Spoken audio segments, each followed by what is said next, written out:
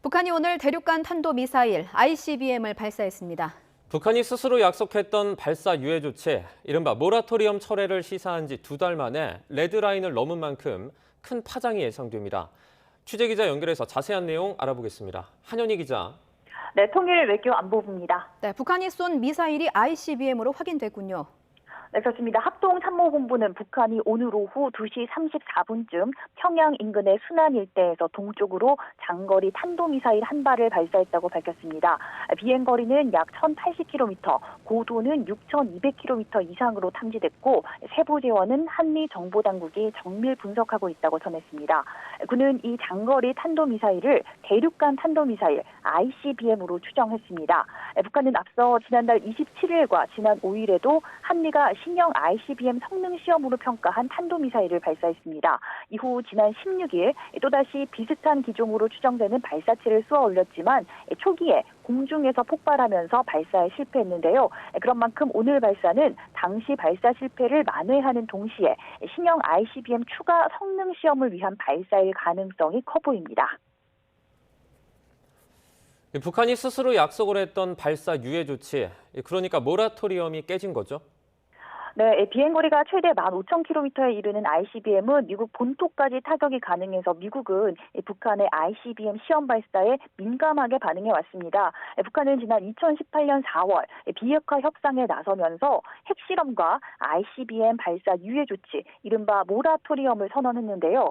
김정은 국무위원장이 약 4년 만인 지난 1월 19일 정치국 회의에서 스스로 약속했던 이 신뢰 구축 조치, 그러니까 모라토리엄의 해제를 검토하라는 지시를 내렸습니다. 이후 2달 만에 실제로 ICBM을 쏘아 올리면서 행동에 나선 건데요. 한미 당국은 이 지난달 27일과 지난 5일 이 ICBM 성능 시험 발사를 놓고 이례적으로 평가 내용을 공개하면서 북한을 향한 경고를 이어왔는데요. 북한이 이런 경고에도 불구하고 다시 ICBM 시험 발사에 나서면서 한미는 강경 대응에 나설 것으로 보입니다. 당장 어떤 대응을 할 수 있을까도 궁금한데요. 네, 사실 이 복잡한 국제 정세 때문에 대응이 쉽지는 않아 보입니다. 일단 기존에 채택된 유엔 대북 제재 결의에 북한이 ICBM을 추가로 발사할 경우에 취할 조치가 이미 규정이 돼 있습니다. 북한이 ICBM을 쏘면 이른바 트리거 조항에 따라서 대북 유류 공급 제재를 자동으로 강화하게 돼 있습니다. 지금 북한이 수입할 수 있는 정유 제품은 1년에 50만 배럴 수준이고 또 원유 공급량 상한선도 400만 배럴인데 이걸 더 옥죄할 수 있다는 겁니다. 다만 이 결의안이 안보리에서 통과돼야 하는데 중국이 적극적이지 않고 또 우크라이나를 침공한 러시아 역시 서방과 극렬하게 맞서고 있어서 제재 논의가 쉽지는 않을 것이란 전망이 나옵니다. 한미 당국은 대신 2017년 이후 중단했던 B-52 장거리 폭격기나 죽음의 백조로 불리는 B-1B 전략 폭격기를 전개하는 방안을 검토해 왔습니다. 이와 별개로 우리 군은 미사일 대응 훈련과 합동 타격 훈련을 공개할 것으로 전망됩니다. 일단 우리는 북한이 ICBM을 쏜 것으로 평가했는데 북한에서는 어떤 설명을 내놓을까요?